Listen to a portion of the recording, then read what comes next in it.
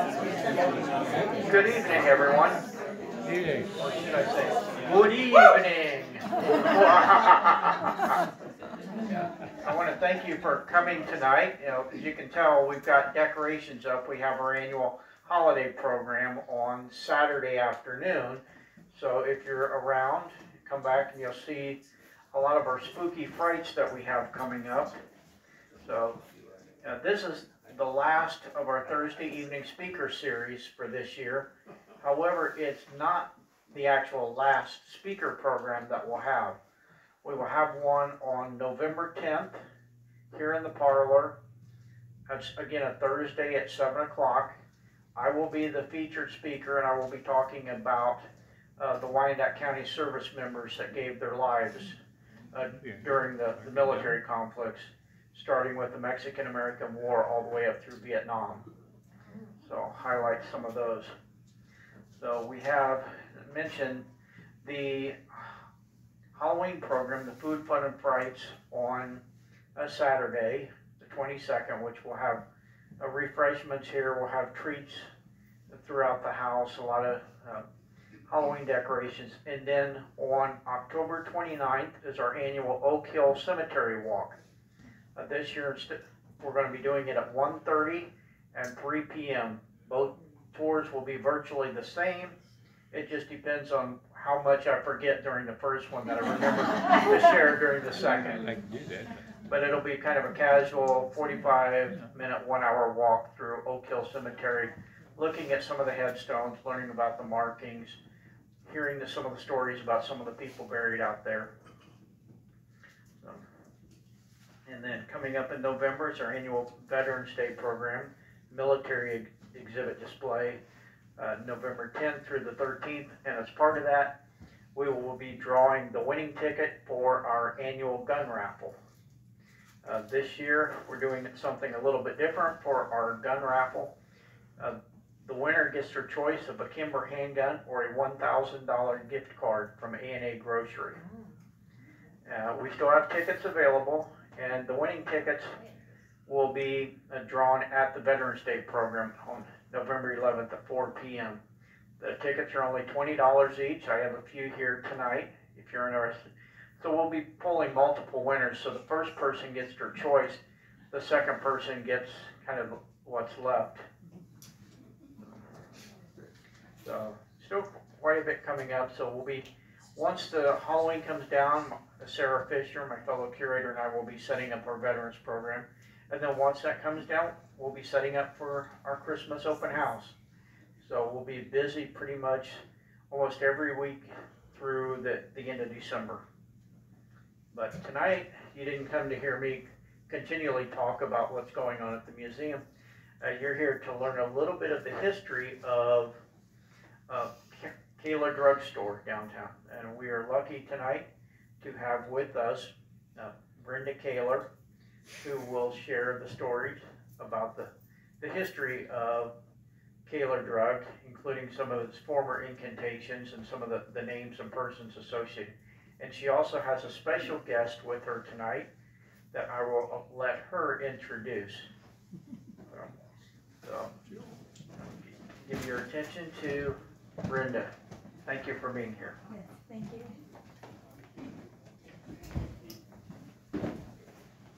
Thank you, guys. You're gonna make me cry. It's so good to see so many classmates and former employees and friends, and thank you.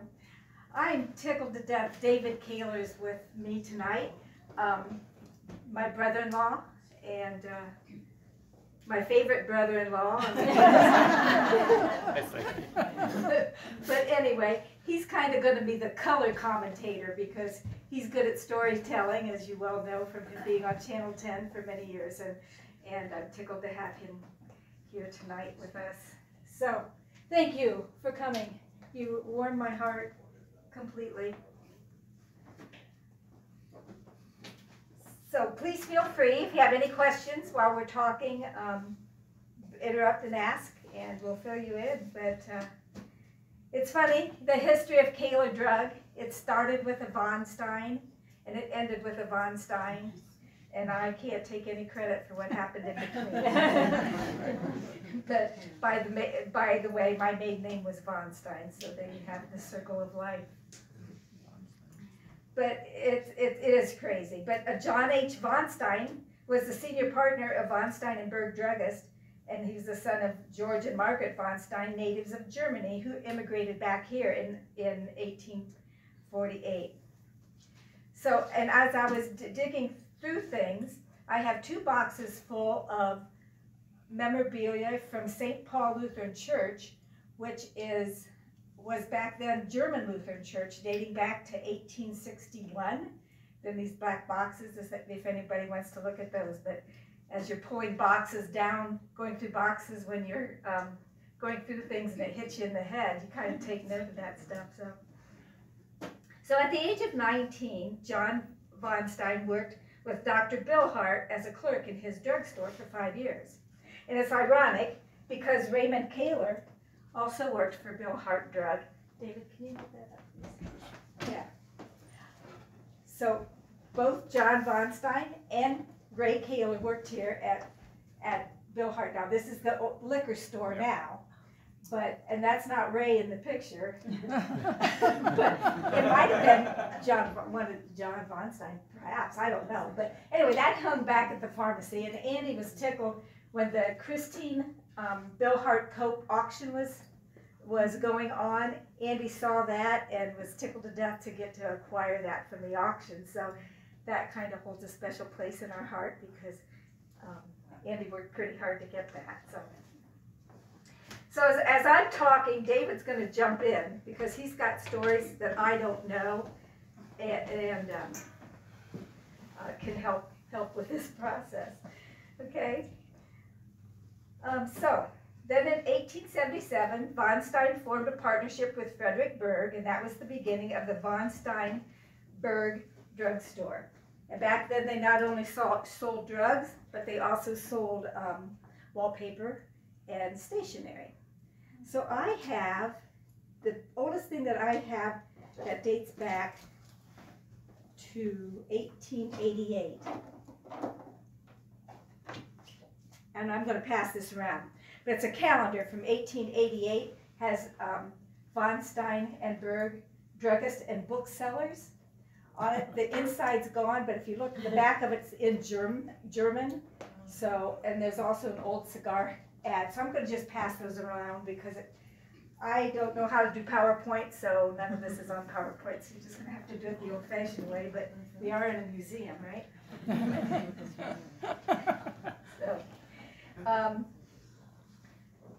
So it became Von Stein and Berg back in 1877. I'm sorry, 1910 then. Von Stein sold the business to Carl and Arthur Berg, and the store was called Berg and Son Drugstore until 1936 when Ray bought into the business. And here is the articles of incorporation right here in this old binder dating back to 1836. So you can see it's embossed with Berg and Son, and then Raymond put a sticky note on there that says Kaler Drug on it. So that was kind of fun to go through and see how this all evolved. Brenda, are you related to that Von Stein? I knew you were going to ask that question. I have never done the homework, but you know what? I don't know any Von Steins around that I'm not related to. Okay. So I'm guessing yes. Okay. But not in my grandfather's lineage, I don't believe, but probably, uncle-in-law or something, I don't know. This also shows it very nicely, and I got permission from the hospital to get a copy of this made, and so this kind of tells the story of the drugstore, and thank you to the hospital for giving me permission to use that as a print. So inside and outside of the drugstore has changed. Once it became Kaler Drug back in the 1936, 1940s, this is the main part of the store that you walk in today, the front doors. This has always been a pharmacy from the very, very beginning. If you walk in the front door, of that building now, when you look up, it has the old tin roof, see, you know, the squares of that, so that's original to that. Then they expanded this way and this way, which I'm going to talk about. David, you jump in here. Okay. Well, today's the way Yeah, it looks use the today. microphone. He's good with the microphone. Well, in 1960, it was expanded. This was expanded all the way from here to the corner, and the stairs were moved up against the wall of the north wall. And it's interesting because in 1960, the store was just one aisle, and everybody, when it walked into the store, met a customer or somebody that came in and they said, "What can I get you, ma'am?" or "What can I get you, sir?" But 1960 was also the difference in changes in the drug business. And in order to stay on top of things, you had to expand. And in the expansion, you became a self-serve store, meaning you walked in, you picked your aspirin or your whatever you wanted off the shelves yourself and took it to the checkout counter. Well, we did that, and we did it under the guise of Walgreens, because we were a Walgreens agency store. In other words, they had agencies back in those days. So we sold, you know, Walgreens aspirin, whatever, just like you do CVS and Walgreens today. Well, they were the ones that designed the store. One of the things they put in the store were gates. And I don't know if you remember it back in the 60s, but when you came in, you had to go through the gates. And the only way you could get out was going through the checkout counter. Well, Dad was right, because he didn't think the people of Franklin County were going to like that very much. Going through gates and not being able to get out without going through the checkout store. So, the checkout aisle. So what he did, he decided he'd give it about a month. And sure enough, after the month, he took the gates down. But so people could go in and go out at the same entrance. But the Walgreens put up everything else. The gondolas, the way it was decorated, the way it was all set up.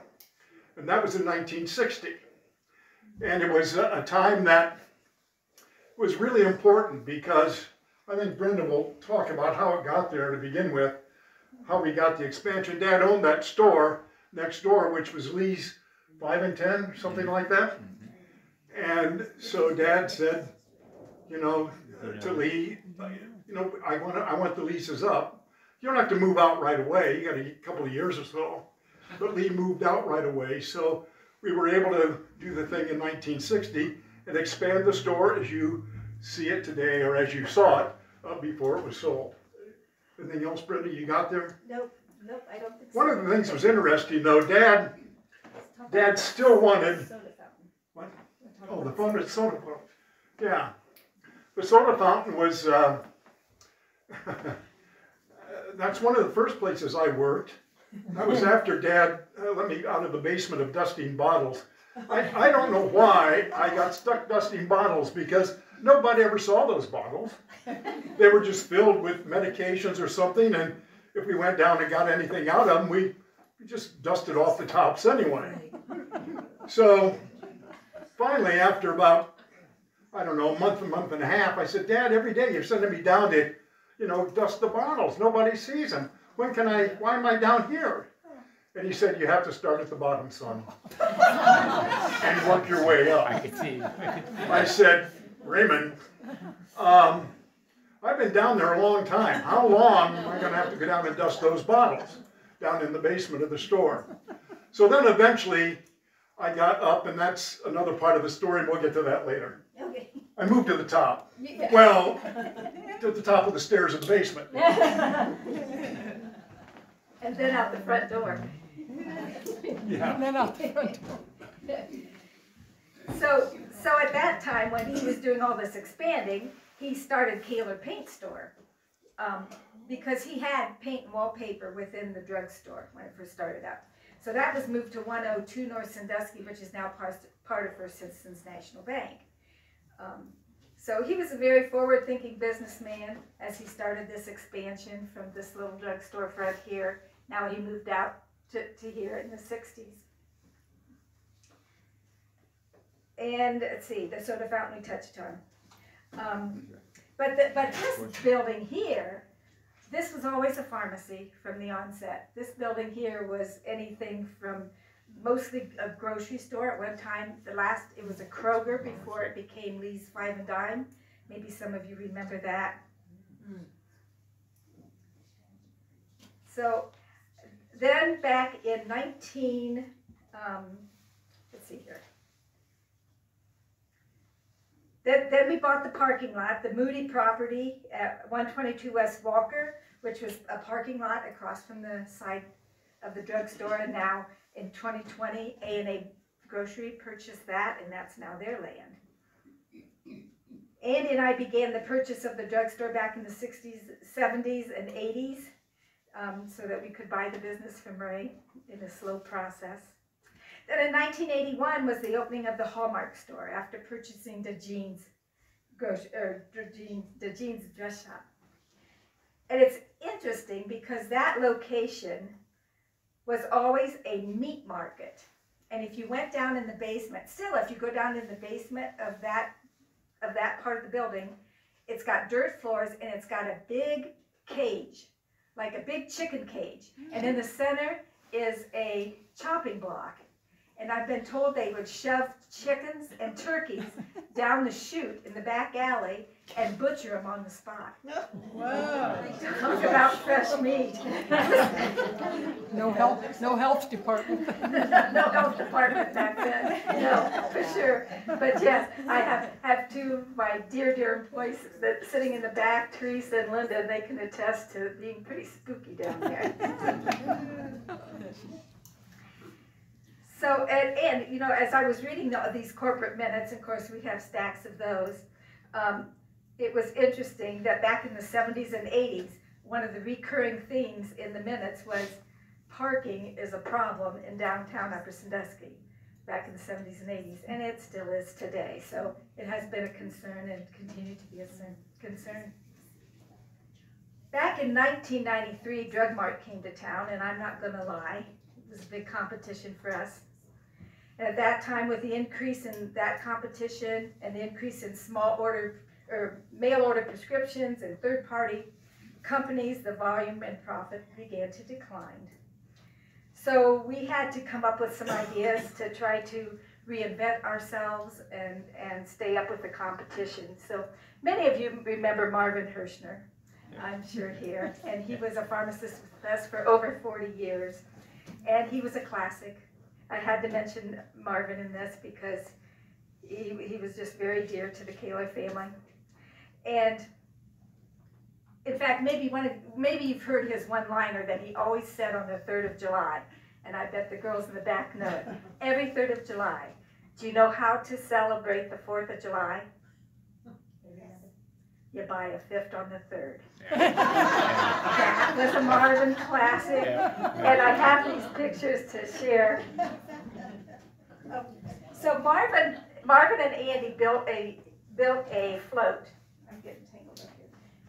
They built a float of a choo-choo train over Andy's truck, and it says, "We're still chugging along." So to show that, you know, we're still here, folks. We're still trying to reinvent ourselves, and so. I skipped some parts. I started at the store back in 1968, and I fell in love with the business and the boss's son. So that was the beginning of that love story for sure. Then Kaler Paint changed locations to where the Viceroy's Hall is today. Back in 2005, it sold. The paint store sold that.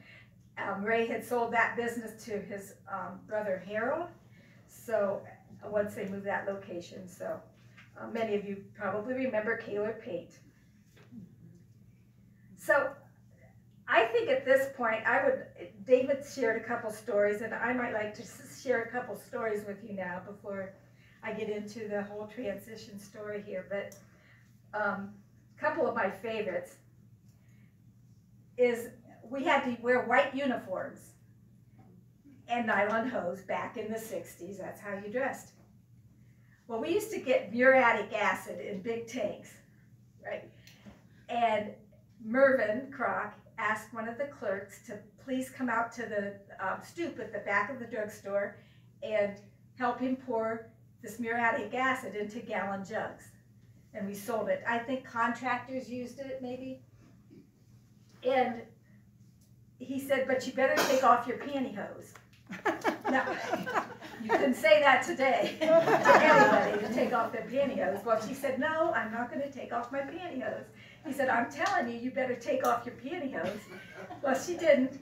And by golly, by the time they got done pouring that big tank of muriatic acid into these gallon jugs, her pantyhose was shredded. They just shredded, and part of her nylon uniform was shredded. And Mervyn Kroc said, I told you, you should have taken off your pantyhose. So I had a good one that just happened about 3 years ago when I had an 8th grade mother come into me and say, I am here to tell you that you need to keep an eye on your, this is being recorded, protective prophylactics, okay? And I said, why is that? Well, my son is in 8th grade and he stole some from here and took them to middle school, filled them with water, and was using them as water balloons and throwing them off the 2nd floor. And I'm here to tell you, you need to keep a better eye on that section. Now, it's caught me, but I know what I wanted to say. And I wished I would have said, first of all, make him come in and pay for them. Second of all, apologize, but it was my fault because her son got expelled. So I think that's a good one. David, do you have some stories to share? I know you've got stories to share. Yeah. Come on up here. I have a condom story. He just says it like this. This young man comes, and at this time you could only buy condoms. You had to go to the prescription counter and get them from the pharmacist. They weren't out on the gondolas and the display areas. You couldn't do that. So you had to ask the pharmacist or whoever was in the back. So this young guy comes in, and I recognized him, but I didn't know his name, and he says, I would like some condoms. And I said, well, how many do you want? And he's thinking out loud, and he says, let's see, I get married on Sunday. It's going to be 2 weeks. He says, I'll take a gross. And I said, you want a gross? He said, do you know how many I said, do you know how much that is? How many are that? I said, that's 144. You're going to kill her. That's a true story. And he wasn't offended. He took some and he laughed, and you know, I can't think of the guy's name, but I know the face was pretty good. You got any more?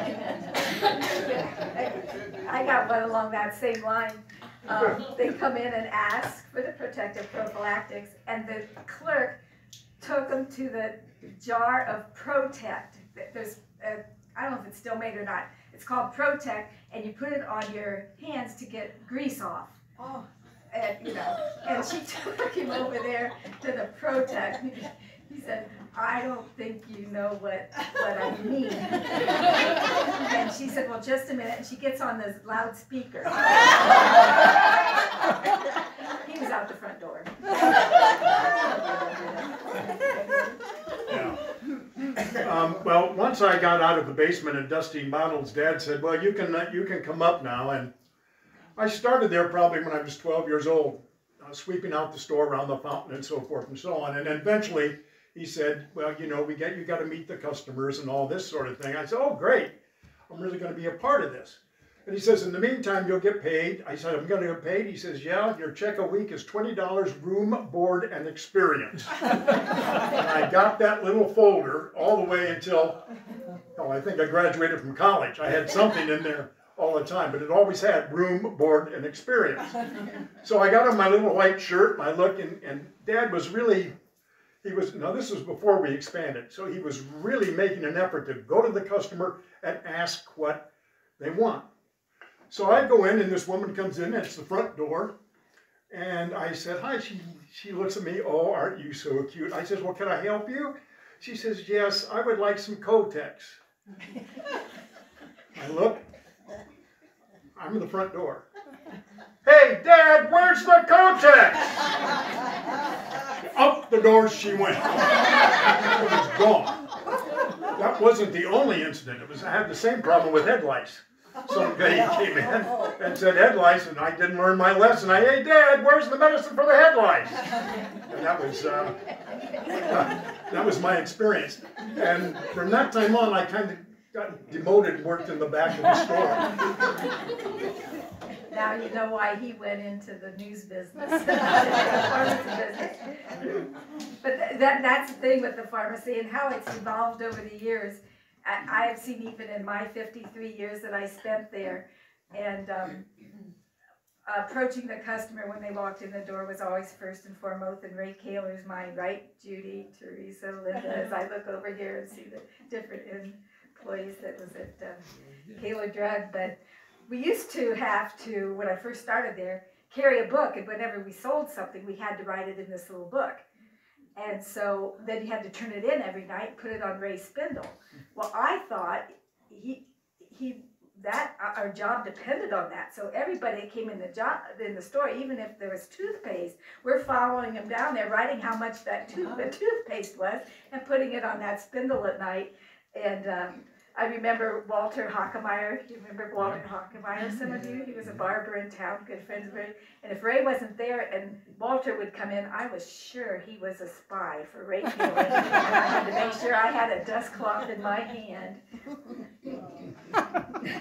I'm sure the girls here that have worked here probably have a lot more stories, some that definitely can't be told and should be told. But I think David has an interesting story about this house. About the what? This house. You told it to me. The what? The house. This house. Oh, this house. Oh, yes, I did. Well, Dad was really interested and hoped that, Andy was 8 years younger than I was, so I was the first experiment for my dad to make sure I liked the drug business and, I'd get there. So he sent me to Rochester, New York, my senior year in high school, to go to Rochester, New York for the Kodak, to learn how to sell film and cameras. And about 3 weeks later, he said, Dave, I got another trip for you, an educational trip. I said, what's that, Dad? He says, we're going to send you to Akron and teach you how to fit trusses.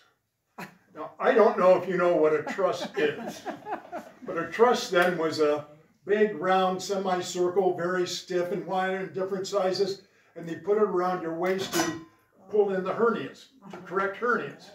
So that's what the truss was. Well, in this house, one time lived a gentleman by the name of John Powell. Does anybody remember John Powell?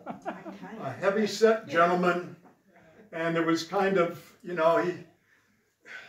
anyway, Dad didn't want to come down and fit John Powell because he was large and he wasn't the cleanest person in the world, all that. So who does he send? Me. So here I am, a senior in high school, coming down. I walk in that door. It's the last time I've been in this house, as a matter of fact. And John's in one of these rooms on a bed, and I fit him for the truss, and he was very satisfied. And I went back to Dad. I says, I'm never doing that again. So the store's going on. Girls, do you have anything that work at the store that you want to share? Well, I have a prophylactic story. Okay, Judy. I was just out of high school, and but anyway, and I didn't know very much about anything actually. And so, of course, our gentleman came in, and of course, I asked, "Is there anything I can help you with?" And he said, "Yes." He said, "I'd like some prophylactic." I had absolutely no idea. I knew what the slang word for it was, but I didn't know what the real name was. And anyway, Marv was standing back there at the back, and so I took I said, can you help, you know, this gentleman needs prophylactic, can you tell me where they're at, you know, or, you know, show me where, he said, I'll take care of this. And I said, oh, okay, you know, and then afterwards, so from Marv, I learned what a prophylactic was. And a few other things from Marvin. Yes. That's for sure. Yeah, the stories do go on, but a lot of good memories, and all of you sitting out there are such wonderful customers and friendships over the years, and we thank you. I have one I want to tell. Okay. This is about the service that Keller Drug Store gives. My sister Pat Barton called me one night about midnight, and she was with her daughter Jane, who had a baby, and the baby had cried for 2 nights. And I said, well, she's got worms. I'm sure she has worms. Well, she said the doctor already knows that she has worms, but because they were having a big problem up at the lake and they were using all the labs, they wouldn't send in the bowel movement to see the worms, although you could see them in the bowel movement. Oh. So I called Dr. Morales, and Dr. Morales says, well, Elaine, what do you want me to do? It's 1 o'clock at night. And I said, I want you to get some medicine for this child. This is the 3rd night this child has not slept. He said, well, I'll call the hospital, or you call the hospital, he said. I said, okay, I called the hospital. They said, we don't have that. And I said to them, well, call Andy Kaler. Now we're getting into 2 o'clock in the morning. And I said, okay. Brenda answered the telephone. And I heard her go and talk to Andy. And they said, meet me up at the drugstore. And he met us at the drugstore at 2 in the morning. And he said to me, Elaine, she needs 1 pill. You give her this 1 pill, and by tomorrow night, she's going to be better. And she was. And that's the service that we got from Kaler Drug Store. Thank you. Thank you for that, yes. I can't say I remember that incident, but there were many incidents that You answered it. but we did that many times. But the one time Andy got called by the police, the alarm system, we actually got broken into the drugstore 3 times. And of course they were after the narcotics. One time they came in through the roof, through the air conditioner. One time they came in through the back entrance, that's why you see the gate on it now. And one time they broke through DeJean's dress shop and came in through the wall there. Of course it sets off the alarm, and the one night Andy got called out late, he's still in his house slippers, and it was cold outside. He didn't come home, and yeah, they caught him in the back by the narcotics, shooting themselves up and carried off in the cab. So we were broken into 3 times. But so back in 2006, competition became a huge concern because, like I say, with the mail order and stuff, and then Walmart came into town, and I'm not going to lie, that was a huge concern for us. So Andy and I and the employees put our heads together, and we decided to take the Hallmark cards out of the main part of the store, which was over on this side of the store, move it over here, and turn that into a Buckeye Rah-Rah shop. So we did that back in 2006. We had a lot of fun with that. We had events that we hosted. John Diebler, Big Nut, OSU President Gordon Gee. David would come up for all the events, and we had a good time with that. And it really was a lot more fun than selling aspirin and suppositories. In relation to that, I have this story. It was Ohio State playing Clemson out in the State Farm Stadium out in Phoenix, Arizona. I don't know, what was it? I think it was one of a playoff game. I don't know, it was one of Urban's last. Anyway, we lost. Well, it was 31-0, I think, 30-0, something like that. We lost. I'm in the parking lot. In the parking lot, just opened the door and got in the car. My cell phone rings. It's Andy. I said, Andy, what's up? He says, brother, what happened out there? I don't know. He says, would you get to that locker room and tell them they just cost me about $40,000 of inventory of Ohio State merchandise?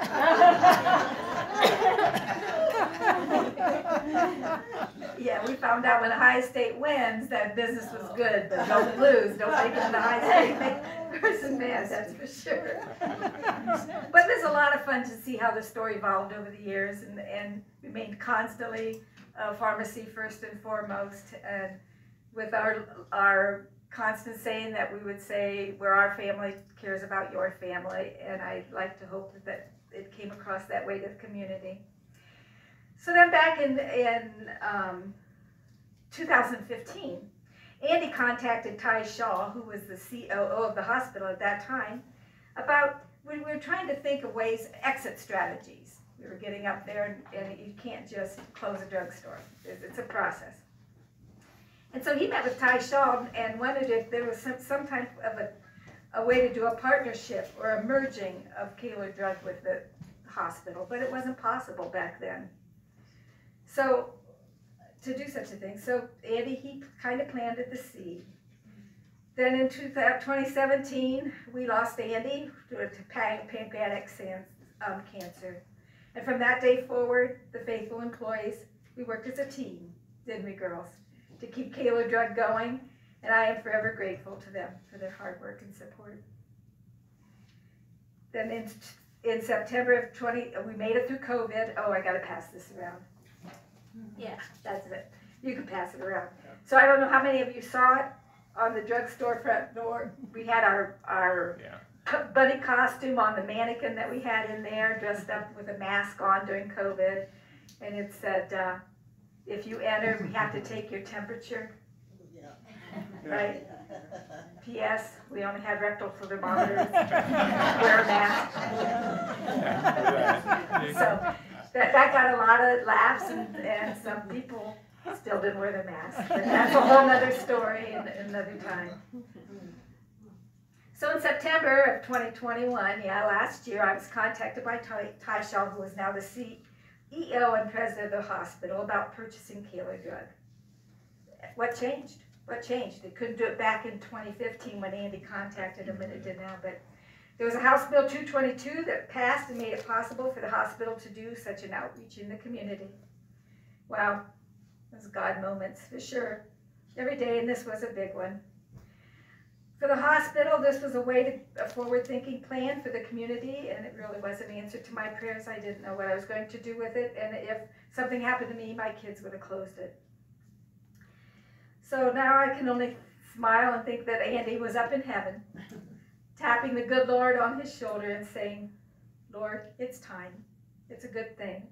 Let's make this happen for Brenda, my daughters, the hospital, and the entire community. God moments, God's blessings. David, do you have any more to say before I close? No, Watch out. You pretty much have said it. I just have a couple of other stories. The one when you were talking about uric acid, we also did up sheep dip. Does everybody know what sheep dip is? Tom does, yeah. It stinks, right?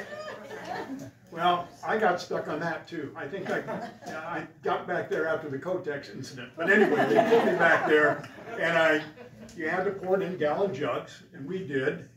But it's splattered all over, and you didn't even have to get it on you. I mean, it would just come to your clothes, even if it was in the air. So the first time I did that, I came home, and I walked into the house, and my mother says, "Get to the garage now." I said, "What? Take off your clothes." "What? All of your clothes," because that stuff stunk so badly. The other time, I kind of got in trouble on this one, but right after we did this expansion and we did all these other things, we put in a PA system in the store. It was like for somebody in the back to say, "Hey, aisle number 1, there's a customer," and that was for the assistants to go out there and associates to meet him. So one day, I didn't think Dad was around. Marvin and I were playing around and having a pretty good time. And so I got on there and I gave the weather forecast for Wyandotte County. Rain, such and such, such and such and such and such. And we all laughed. I turned around. Who was there? Dad. And that was the last time I ever handed a microphone in my hand in the Kaler Drug Company. Hey, David, when did you leave and why did you decide not to be a pharmacist? Okay, I knew that question was coming. Well, first of all,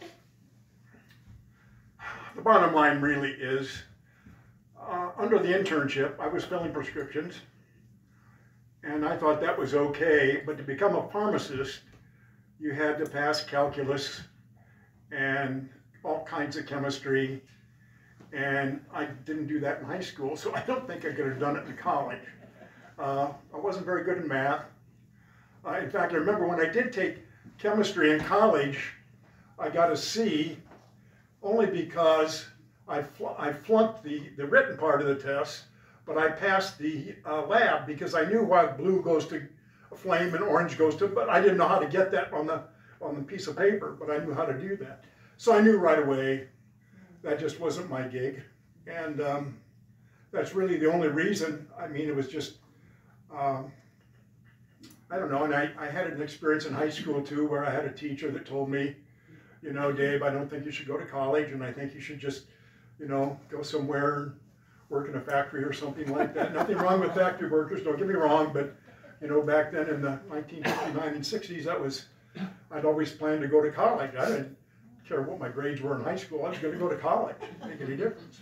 But the real reason, really, organic chemistry, there's no way I could have gone through that. Calculus or advanced algebra. How'd your dad handle that? You know, you might know more about that, how Dad handled it years afterwards. I don't know. He didn't seem to say a whole lot. Okay. I think he knew Andy was coming along, number one. Number two, Andy did not have to go to the basement and start at the bottom and dust bottles. So Dad learned his lesson, I think. Maybe start Andy here and then work up more along the line. But, you know, I really don't know how do you say it? What do you ever say? I don't know. He never did. Never?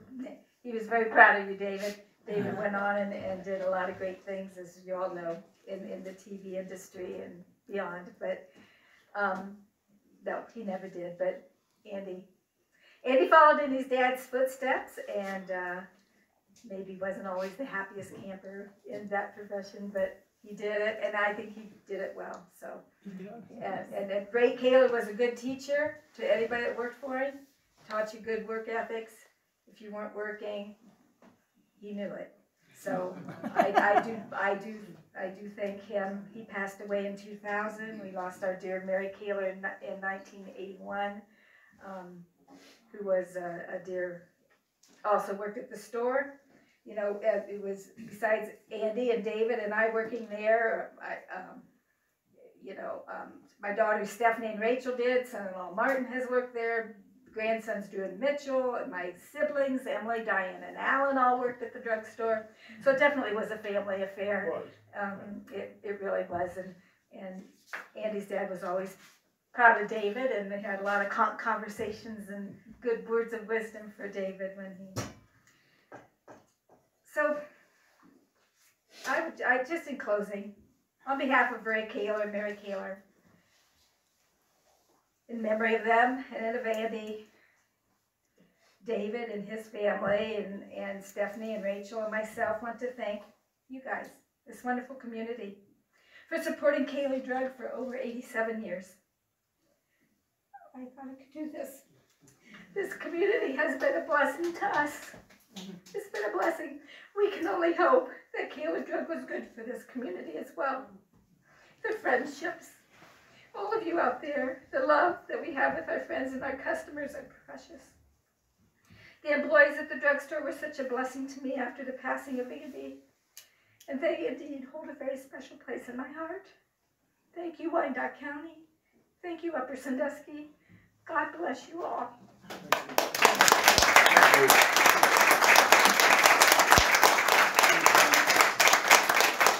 Are there any other questions? Are there any other questions that's on your mind? I don't. Back there in the glasses? I don't think Andy liked coon hunting. Andy what? Andy did not like coon hunting, you are exactly right. I, in high school in the early 50s, when they had the soda fountain, we had an hour for lunch, not like you do now. We'd go up to the drugstore and the soda fountain, get a grilled Grilled ham salad. Great. sandwich and a Yes. Coke. And I don't know what year they started at and when they quit the soda fountain. 60. 60. Yeah, we took the soda fountain out in 1960 when we did the remodeling. Okay, when- Really? And here's the old milkshake Yeah, machine. so that's what made me think of that. And Yeah. this was the scales when you used to sell seeds in bulk. We still used it up to a couple of years ago Really? until we had to stop selling seeds. Yeah, I did that too. I sacked seeds, and once again, it was back behind the counter so nobody could see it, or I could get in trouble. Do you know why they took the soda fountain out? Was it not making money? I or can what? tell you exactly why. I don't Go Okay. ahead. You tell me if I'm wrong. I don't- Because people would come in and for a 10-cent cup of coffee with free refills and sit all afternoon and take up the booth space. Oh, Ray didn't like that, okay. taking up valuable space. And so he took it out so he could do more expanding. So Okay. I did not work there during the soda fountain days, but David, and I know Andy got in trouble for sticking his finger in the seltzer water or whatever it was. Yeah, that's, That was a big part about Sandusky. In my life, it was. Yeah, the soda fountain. Soda Yeah. Well, the soda fountains were popular. Yeah. grilled ham salad and cheese sandwich. Yes, yes. Try it, grilled ham I salad. still do. Yeah. Yeah, Betsy, This could only happen in a small town, but I was in there and I picked up some merchandise that I was going to buy. And Brenda and I got to gabbing and I forgot all about paid and walked out the door. And, she didn't call the police. I came back, I remembered halfway to the car, came back and paid. And I was sorry. Brenda said, I knew you'd be back. but some of that merchandise walked out without people feeling guilty. One time Andy showed him where the Pepto-Bismol was and he went back later and the person taking a swig out of the bottle.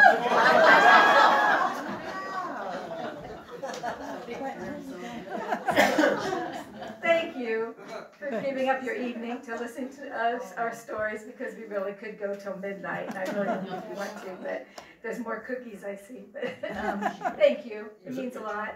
Like I say, my high school classmates, are here, that means my pickleball partners are here, my employees, dear friends, even my pastor brought his family out on his birthday to come see me, so that means so much, so thank you. There's stuff up here if you want to look at it.